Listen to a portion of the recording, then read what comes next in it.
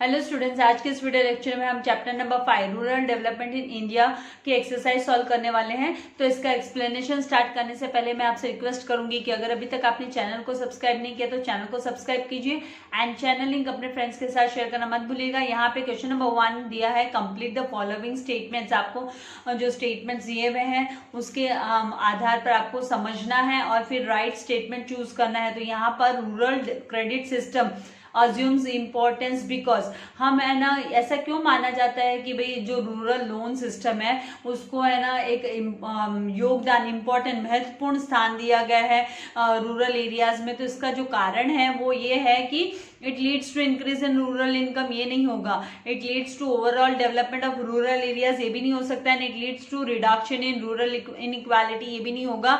यहाँ पे इसका जो मेन कारण है ये किसके वजह से इसको इम्पोर्टेंस मिल रहा है रूरल लोन सिस्टम को, लोन उधार में जो पैसा रिसीव होता है वो है ना because of savings are inadequate, मतलब उनकी जो सेविंग्स है, उनकी जो बचत है वो है ना अपूर्ण है, सफिशिएंट नहीं है।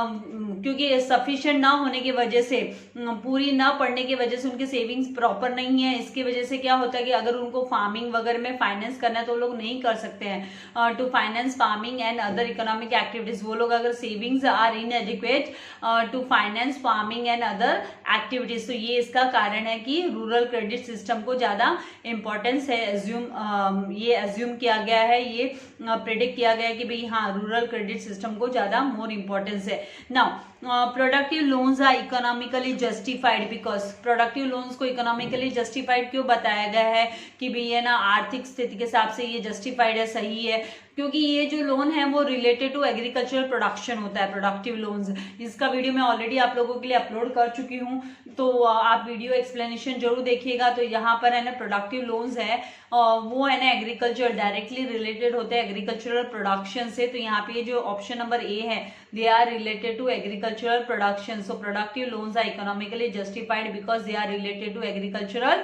प्रोडक्शन, ये करेक्ट ऑप्शन होगा।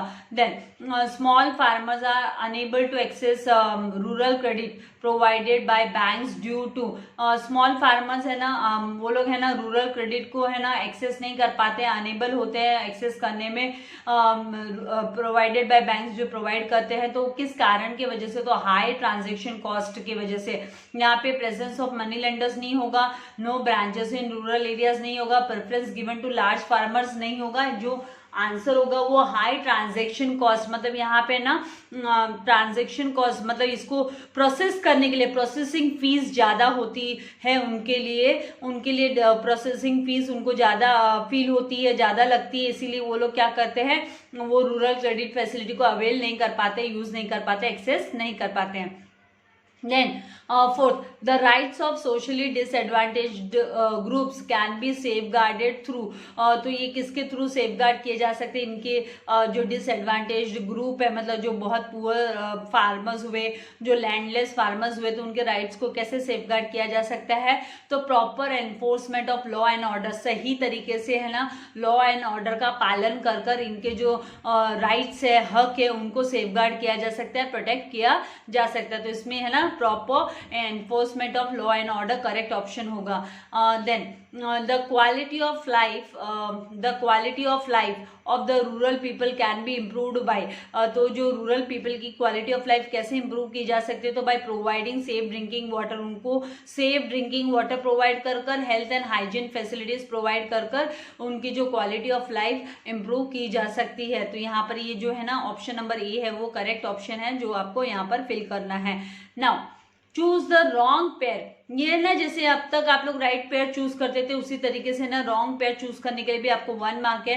तो यहाँ पर है ना agricultural credit short term, medium term and long term, and requirements में यहाँ पे जैसे परचेस ऑफ फर्टिलाइजर्स के लिए शॉर्ट टर्म हुआ, to meet expenditure on marriages, ये मीडियम टर्म के अंडर में थोड़ी ना आता है। टू बाय ट्रैक्टर, तो लॉन्ग टर्म बाय ट्रैक्टर बराबर है, short term purchase of fertilisers बराबर है HYB वाले सीड्स वगैरह। लेकिन ये जो मीडियम टर्म के सामने ये जो पेयर दिया है, to meet expenditure on marriages, ये है ना रॉन्ग पेयरिंग हो गई। तो ये आपको सिलेक्ट करना है कि भाई ये गलत पेयरिंग है।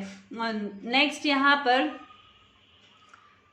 रूरल ऑक्यूपेशनल स्ट्रक्चर, तो रूरल ऑक्यूपेशनल स्ट्रक्चर में agricultural sector, banking and insurance, industrial sector processing of raw material, सही है भाई, इंडस्ट्रियल सेक्टर वो है जहां पे है ना रॉ मटेरियल्स को प्रोसेस किया जाता है एंड फिनिश गुड्स में कन्वर्ट किया जाता है। देन सर्विस सेक्टर के अंडर में कंप्यूटर रिलेटेड सर्विस, ये बराबर है। लेकिन एग्रीकल्चरल सेक्टर में बैंकिंग एंड इंश्योरेंस कैसे आएगा, बैंकिंग एंड इंश्योरेंस तो सर्विस सेक्टर के अंडर में आता है, तो यहाँ पर है ना ये रॉन्ग पेयर है, क्योंकि इसमें तो एग्रीकल्चर सेक्टर में ये नहीं आएगा, तो हमको है ना इसको एज अ रॉन्ग पेयर करके इसको सिलेक्ट करना है, क्योंकि एग्रीकल्चर सेक्टर में तो जैसे प्लांटेशन, उसके अलाइड एक्टिविटीज हो गए एंड जो प्लांटेशन फॉरेस्ट्री वगैरह ये सब उसके अंडर में आ जाता है, लेकिन ये नहीं आएगा एग्रीकल्चर सेक्टर में, ये नहीं आएगा। स्मॉल एंड मार्जिनल फार्मर्स ये एग्रीकल्चर सेक्टर के अंडर में आते ही है। बैंकिंग एंड इंश्योरेंस तो सर्विस सेक्टर के अंडर में आता है, तो ये हमको रॉन्ग पेयर है, तो इसको हमको ये हमारा राइट आंसर है जो क्वेश्चन पूछा गया उसके अकॉर्डिंगली। नाउ नेक्स्ट यहाँ पे असर्शन एंड रीजनिंग। असर्शन का मतलब होता है स्टेटमेंट। आपको पहला जो है ना ए कर दिया है यहाँ पे, असर्शन मतलब स्टेटमेंट, ये स्टेटमेंट आपको उसको रीड करना है एंड सेकेंड वाला भी स्टेटमेंट है। फिर आपको ये चेक करना है कि भाई ये दोनों स्टेटमेंट, ये आप लोगों के लिए नया है थोड़ा, तो आपको choose the correct answer choose करना है। तो जैसे यहाँ पे एग्जांपल दिया कि असर्शन मतलब स्टेटमेंट कि Indian economy is predominantly rural economy, तो ये रूरल इकोनॉमी है। यस, हम ये चैप्टर पढ़ रहे हैं तो हम मानते हैं, क्योंकि इसमें ना मोर देन 68.8% जो पॉपुलेशन है वो रूरल एरियाज में रहती है, तो ये रूरल इकोनॉमी है इंडियन इकोनॉमी। और दूसरा है वो भी स्टेटमेंट दिया है कि एज पर 2011 सेंसस, 2011 सेंसस के हिसाब से द कंट्रीज रूरल पॉपुलेशन, जो कंट्री की रूरल पॉपुलेशन है इज ऑलमोस्ट 83.25 करोड़, 83.25 करोड़ है, दैट इज है ना 68.8% ऑफ टोटल पॉपुलेशन। तो ये भी सही बात है कि हाँ ये भी एज पर द फैक्ट्स हमको पता है कि ये भी है ना टेक्स्ट बुक में ये फैक्ट दिया है, और Indian economy is predominantly rural economy है, तो ये भी दिया है टेक्स्ट बुक में। तो ये दोनों भी जो स्टेटमेंट है ये सही स्टेटमेंट है, तो हम बोल सकते हैं A and R true, both A and R are true, ये दोनों के दोनों सही है। अब आपको क्या चेक करना है कि भाई ये जो रीजनिंग करके दिया है ये है ना आपका जो असर्शन मतलब ये ए है, इसका कारण है क्या, ये इसका सही रीजन है क्या, तो यहाँ पर बोथ ए एंड आर सही है। और ये इसको रूरल इकोनॉमी किस बेसिस पे हम बोल रहे हैं कि भाई प्रीडोमिनेंटली रूरल इकोनॉमी है, तो ये हम इसी बेसिस पे बोल रहे हैं क्योंकि जो रूरल पॉपुलेशन है वो रिकॉर्ड हुई है, दर्ज हुई है 2011 में, मेनली है ना रूरल इकोनॉमी इसी वजह से है क्योंकि जो रूरल पॉपुलेशन रिकॉर्ड हुई है वो 68.8% है, टोटल पॉपुलेशन की 68.8% है। इसीलिए हम बोल सकते हैं कि जो आर है, ये आर स्टेटमेंट मतलब हमको इसको एब्रीविएशन यूज किया है, R is the correct explanation of A. इसीलिए देखो आपको यहाँ पे 4 ऑप्शंस दिए हैं, यहाँ पे बोला A is true but R is false, A is false but R is true, फिर both A and R are true. तो हाँ ये हमने स्टेटमेंट रीड करने पे हमको समझ में आया कि both A and R are true. इसके साथ हमको ये भी समझ में आया कि है ना ये कारण है, आर सही कारण है, ये जो फर्स्ट स्टेटमेंट दिया इसका सही कारण है कि हम बोल सकते हैं कि वाई का क्वेश्चन है ना ये कि why Indian economy is predominantly rural economy, justify, तो because as per the 2011 census के हिसाब से हम बोल सकते हैं तो is the correct explanation of A. तो ये जो करेक्ट ऑप्शन होगा जो हाईलाइट किया है मैंने येलो इसमें, ये आपका करेक्ट आंसर है। थोड़ा सा आप लोगों के लिए नया कॉन्सेप्ट को समझना है, दोनों स्टेटमेंट रीड करना है, फिर देखना है कि दोनों स्टेटमेंट सही है क्या। तो अगर दोनों स्टेटमेंट सही है तो उसके लिए both A and R true लिखा जाता है, एंड फिर देखना है कि रीजनिंग जो दिया हुआ है वो सही कारण है क्या, पहले वाले स्टेटमेंट का सही कारण है क्या, फिर उसके आधार पर आपको ऑप्शन सिलेक्ट करने होते हैं। तो यहाँ पे देखिए असर्शन नंबर 2 में क्या सेकंड इसमें दिया है कि assertion A literacy is a powerful instrument of socio economic change. तो ये सही बात है कि जो लिटरेसी है, साक्षरता है, वो सोशियो इकोनॉमिक चेंज का मेन टूल है, पावरफुल टूल है। अभी सेकंड दिया है यहाँ पे रीजनिंग जिसमें R empowerment of women helps to reduce gender disparity. तो अगर वुमेन को हम सक्षम बनाएंगे, सशक्त बनाएंगे, तो उसके वजह से फिर जेंडर डिस्पैरिटी है ना वो क्या होगी, रिड्यूस होगी। तो ये बात सही बात है। तो ये स्टेटमेंट तो दोनों के दोनों सही है। अब हमको ये देखना जरूरी है कि ये रीजनिंग दिया है आर, मतलब रीजनिंग, ये literacy is a powerful instrument of economic change, तो इसका ये सही कारण है क्या? तो ये है ना इसका कारण नहीं है, ये इसका कारण नहीं है, इसका एक्सप्लेनेशन का कारण नहीं है। R is not the correct explanation of A. इसलिए हमको क्या लिखना होगा यहाँ पे, बोथ ए एंड। देखिए चौथा ऑप्शन आपका दिया है, पहला ऑप्शन में तो A is true but R is false, तो ये नहीं फिट होता है। A is false but R is true, ये भी फिट नहीं होता है। Both A and R are true, ये सही है, लेकिन ये आगे का R is the correct explanation of A, ये फिट नहीं होता है। इसलिए आपका करेक्ट आंसर क्या होता है, both A and R are true. R, A and R दोनों भी ट्रू है, but R is not the correct explanation of A, लेकिन आर है ना करेक्ट एक्सप्लेनेशन नहीं है ए का। तो इस तरीके से आपको इसका आंसर लिखना होगा। नेक्स्ट यहाँ पर assertion A, that is agricultural credit is mostly for unproductive purposes। तो खाली unproductive purposes के लिए कैसे होगा, प्रोडक्टिव पर्पसेस के लिए भी तो होता है ना एग्रीकल्चरल क्रेडिट। तो यहाँ पर ये स्टेटमेंट गलत हो जाता है। And agricultural credit is an important pre requisite for agricultural growth. तो ये स्टेटमेंट ट्रू है कि जो एग्रीकल्चरल क्रेडिट है वो बहुत ही इम्पॉर्टेंट यहाँ पर है ना, इम्पॉर्टेंट नेसेसिटी है एग्रीकल्चरल ग्रोथ के लिए, बहुत जरूरी है, नेसेसरी है एग्रीकल्चरल ग्रोथ के लिए। तो यहाँ पर जो करेक्ट ऑप्शन होगा आपका कि A is not true, A is false हुआ आपका। ए असर्शन जो स्टेटमेंट है वो फॉल्स हुआ। एंड आपका रीजनिंग जो एग्रीकल्चरल क्रेडिट है यहाँ पे वो इम्पॉर्टेंट नेसेसिटी है, प्री रिक्विजिट है एग्रीकल्चरल ग्रोथ के लिए, तो ये सही बात है। तो आर इज ट्रू। तो आपका जो ऑप्शन आएगा वो सेकंड ऑप्शन आएगा, क्योंकि सेकंड ऑप्शन में आपको दिया हुआ है कि A is false and R is true, तो but R is true, A is false but R is true. तो आपका करेक्ट ऑप्शन है वो सेकेंड ऑप्शन होगा। नाउ हम मूव करते हैं फोर्थ इस पे।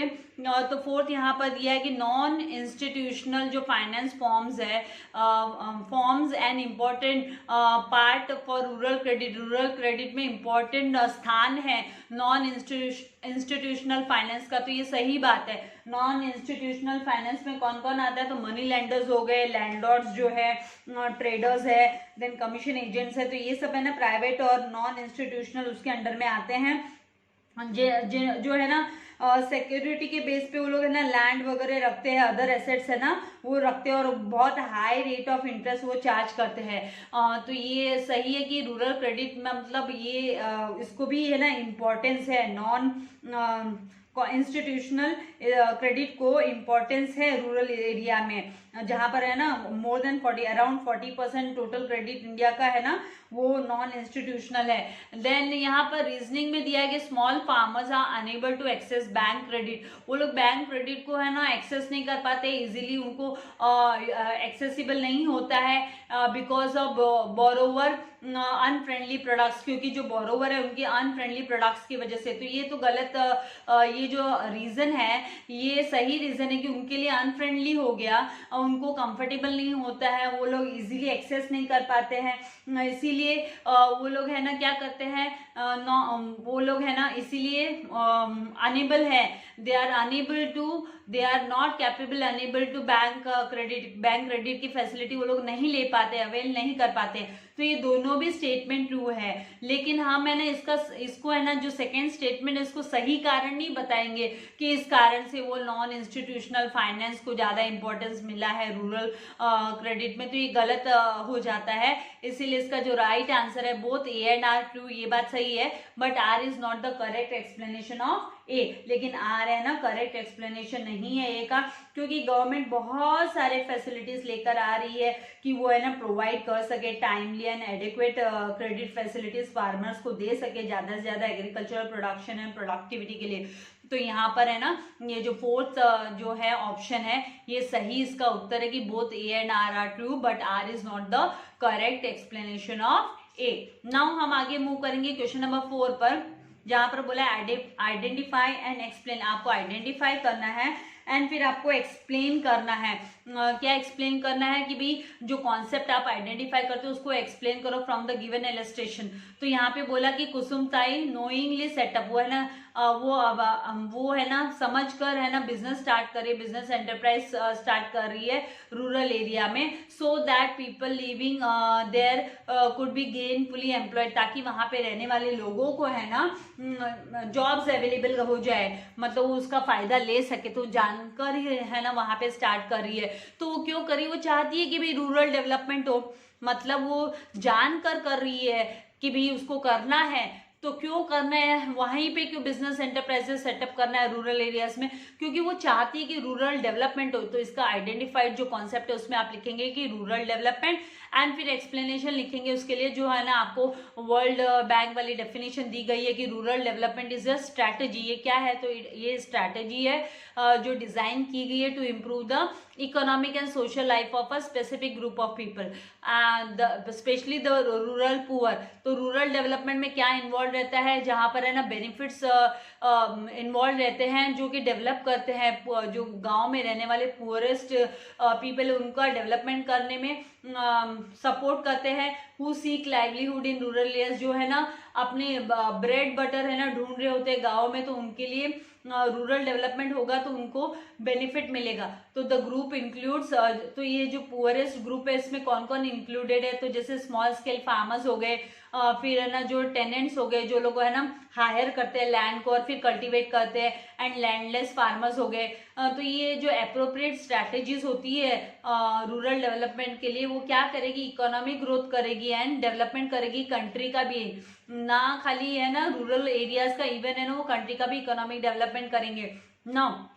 कुसुमताई है ना वो इसीलिए knowingly setup her business enterprise in the rural areas, so here Kusumtai will give employment opportunities. तो वो क्या चाहती है कि वो एम्प्लॉयमेंट अपॉर्चुनिटीज देना चाहती है to people living in the area, rural area, in that area, and hence it lead to the rural development. तो ये रूरल डेवलपमेंट को बढ़ावा देगा।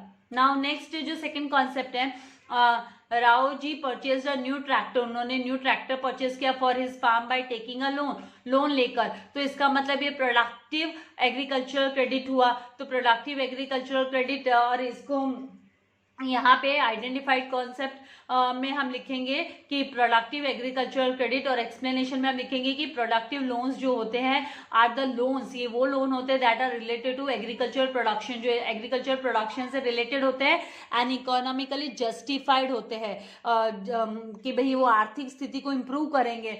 तो जैसे कि एग्जाम्पल के तौर पर परचेस ऑफ ट्रैक्टर हो गया, लैंड हो गया, सीड्स हो गया, एक्सेट्रा।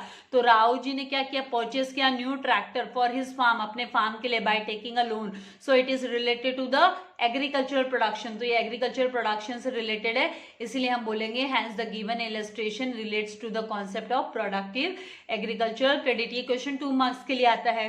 1 मार्क है ना वो आइडेंटिफाइड कॉन्सेप्ट के लिए मिलता है एंड 1 मार्क आपके एक्सप्लेनेशन पार्ट के लिए। नाउ थर्ड यहाँ पे है subsidised credit is provided by banks to small farmers.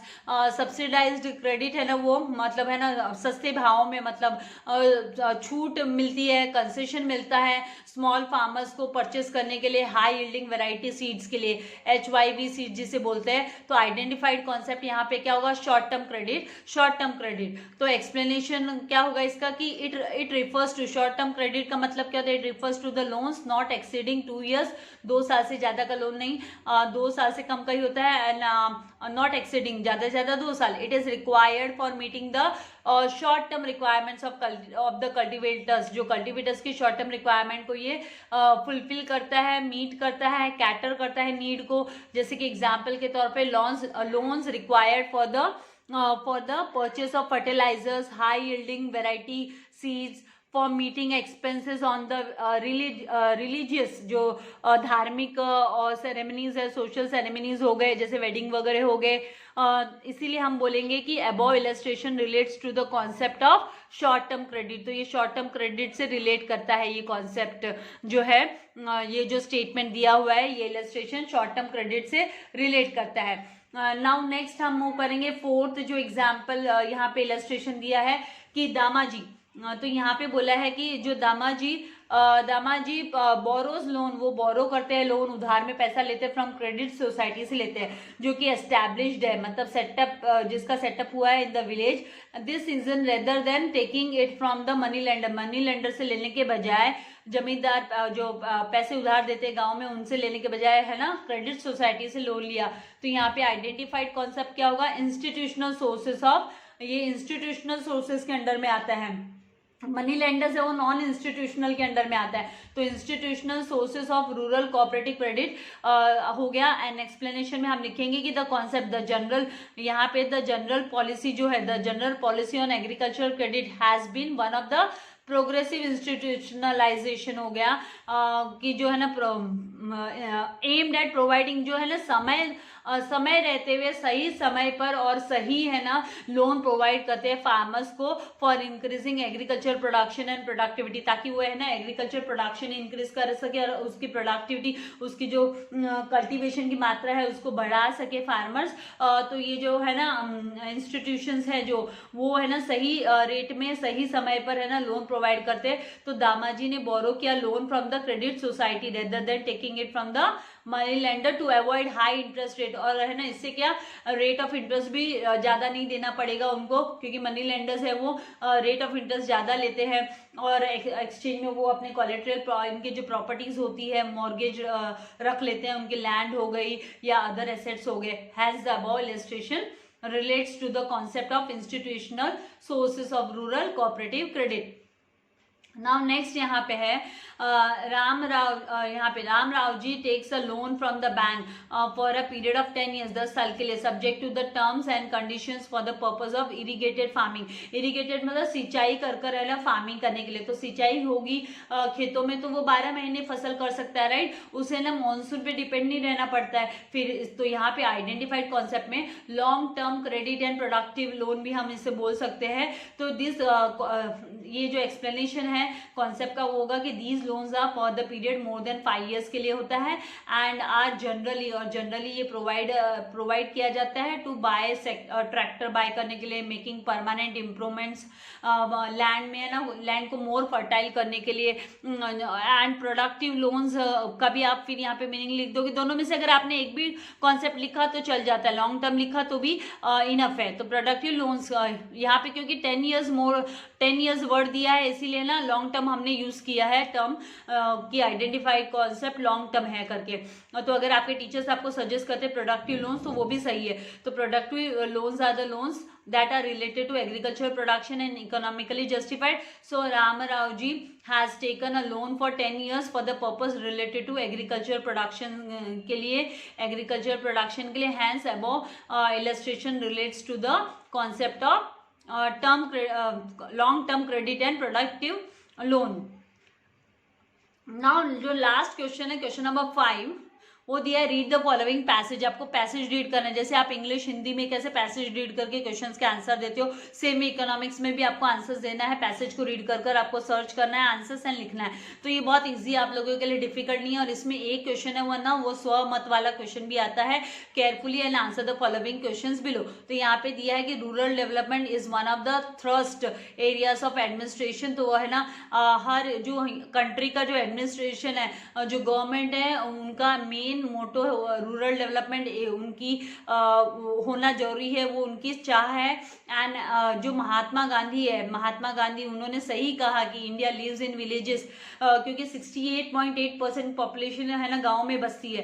And the development of the nation can not be achieved, उसको हम अचीव नहीं कर सकते अनलेस एंड अनटिल अगर हमें ना डेवलपमेंट नहीं करेंगे विलेजेस का, without the development of villages. तो जो नीड है, the need of the hour, समय की मांग है ये कि is the convergence of all development intervention, सारे के सारे जो है ना कन्वर्ट होने जरूरी है। जो डेवलपमेंट है उनमें डेवलपमेंट होने के लिए सब का इंटरवेंशन जरूरी है, सबको चेंजेस लाना जरूरी है। ग्रास रूट लेवल मतलब है ना एकदम शुरुआत से, मतलब 0 लेवल से स्टार्ट करना पड़ेगा at the grass root level, which can be possible through effective governance. ये कैसे पॉसिबल है? खाली हमें ना इफेक्टिव गवर्नेंस होगी अगर है ना जो ताकत, जो हमारी गवर्नमेंट है वो उसकी विल पावर स्ट्रांग होगी तो ये पॉसिबल एट विलेज लेवल कि गाँव में डेवलपमेंट हो। तो the movement towards decentralization of national and state government, so state government and national government को डिसेंट्रलाइज करना जरूरी है through the panchayat raj system को लेकर आते हुए। Needs to be strengthened, panchayati जो राज है, गांव में आज भी पंचायती चुनाव होते राइट, तो उनको है ना मजबूत बनाना जरूरी है through lessons learn from the successful stories के through of model villages around India. And though India is progressing, India progress कर रहा है इन द राइट सही डायरेक्शन में, इन रिड्यूसिंग एजुकेशन इनक्वालिटीज को वो कम कर रहा है, वुमेन एजुकेशन इंक्रीज हो रही है, मेल को भी एजुकेशन रिसीव हो रही है, इंक्रीजिंग लिटरेसी लेवल को इंक्रीज कर रहा है। And there is still a lot that needs to be done, अभी बहुत कुछ करना बाकी है। And understanding of social issues, जो सोशल इश्यूज के जो प्रॉब्लम्स हैं उनको भी समझना जरूरी है, वो बहुत इफेक्टिव प्लानिंग उनके लिए is important for effective planning and policy development के लिए। तो जो सेल्फ गवर्नेंस इंश्योर्स, मतलब ये इंश्योर करता है, हेल्प करता है that Indian citizens even the previously marginalised can participate in decision making, जो है ना मतलब पिछड़े हैं, जो डिसएडवांटेज ग्रुप है वो भी डिसीजन मेकिंग में पार्टिसिपेट कर सके, ये है ना होना, डेवलप होना जरूरी है, ये इंश्योर करना जरूरी है, सेल्फ गवर्नेंस होना जरूरी है। नाउ सबका मतलब कंट्रीब्यूशन होना चाहिए डिसीजन मेकिंग में, प्लानिंग में। नाउ सबसे पहला जो क्वेश्चन है वो है कि explain in short Mahatma Gandhi view on the rural development, Mahatma Gandhi का व्यू क्या है रूरल डेवलपमेंट पे। तो as Mahatma Gandhi rightly said, उनका कहना है कि India lives in villages and the development of nation can not be achieved, हम है ना हमारे देश का डेवलपमेंट तब तक नहीं पा सकते जब तक हम अचीव नहीं करेंगे डेवलपमेंट ऑफ विलेजेस, विलेजेस का डेवलपमेंट अचीव नहीं कर लेते तब तक हम अचीव नहीं कर सकते। Then highlight the role of government in achieving the rural development, इसका गवर्नमेंट का रोल क्या है, तो the need of the hour is convergence of all development intervention, सारे के सारे डेवलपमेंट इंटरवेंशन, डेवलपमेंट को इंटरवेन करते हुए है ना जीरो लेवल से, ग्रास रूट लेवल से हमको शुरुआत करनी होगी, which can be possibly through जो इफेक्टिव गवर्नेंस के थ्रू ही ये पॉसिबल है, ऐसे ये पॉसिबल नहीं है, इफेक्टिव गवर्नेंस होना जरूरी है। एंड द गवर्नमेंट, जो गवर्नमेंट है द गवर्नमेंट कैन ऑल्सो यहाँ पर the government towards decentralization of the national and state government through the Panchayati, उनको पंचायती राज है system needs to be strengthened, तो पंचायती राज को स्ट्रेंथन करना जरूरी है गवर्नमेंट को, तो ये बहुत ही जरूरी है कि इफेक्टिव गवर्नेंस होना जरूरी है। तो इस तरीके से आपको ये आंसर्स को लिखना है। And then what measures have been suggested to achieve rural development, rural development को अचीव करने के लिए कौन से टूल्स बताए गए, मेजर्स बताए गए। तो दो India is progressing, India progress कर रहा है इन राइट डायरेक्शन, फिर भी इन रिड्यूसिंग एजुकेशन इनक्वालिटीज को रिड्यूस करने में सही चल रहा है, increasing literacy level, there is still a lot that needs to be done. And understanding of social issues को अंडरस्टैंड करना जरूरी है कि कौन से सोशल इश्यूज है, ताकि उससे क्या effective planning and policy development हो सके कंट्री में। नाउ जो लास्ट क्वेश्चन है वो है express your idea of a model village, आपका जो आइडिया है मॉडल विलेज को लेकर, मॉडल विलेज गांव कैसा होना चाहिए, तो उस पर आपको है ना व्यू देना है, आपको उस पर अपना व्यू देना है। तो यहाँ पर जो है यहाँ पर अकॉर्डिंग टू मी कि मेरे हिसाब से, आप अपने हिसाब से लिख सकते हो कि a model village is a village where all people must be educated, होने जरूरी है, no gender disparity, man and women वाला ये हिसाब नहीं होना चाहिए, मेल फीमेल वाला, and all basic need should be fulfil, सारे जो बेसिक नीड्स है जैसे रोटी कपड़ा मकान और एजुकेशन हेल्थ हाइजीन ये सब अवेलेबल होने चाहिए, फैसिलिटीज पूरी होनी चाहिए, अवेल होनी चाहिए। एंड फिर man and women both should given equal opportunities, दोनों को इक्वल अपॉर्चुनिटीज रिसीव होना जरूरी है to participate in social and economic activities में, ताकि वो है ना सोशल एंड इकोनॉमिक एक्टिविटीज में पार्टिसिपेट कर सके। तो इस तरीके से आपको आंसर्स लिखना है। तो आई होप आपको कॉन्सेप्ट क्लियर हो गया है। तो इसी के साथ ये जो चैप्टर नंबर 5 है इसकी जो है एक्सरसाइज मैंने आपको प्रोवाइड कर दी है। तो वीडियो को लाइक करना है, शेयर करना नहीं भूलना है, बेल आइकन बटन को प्रेस करना है ताकि लेटेस्ट वीडियो के नोटिफिकेशंस आपको मिलते रहे। Thank you very much. God bless you all dear students.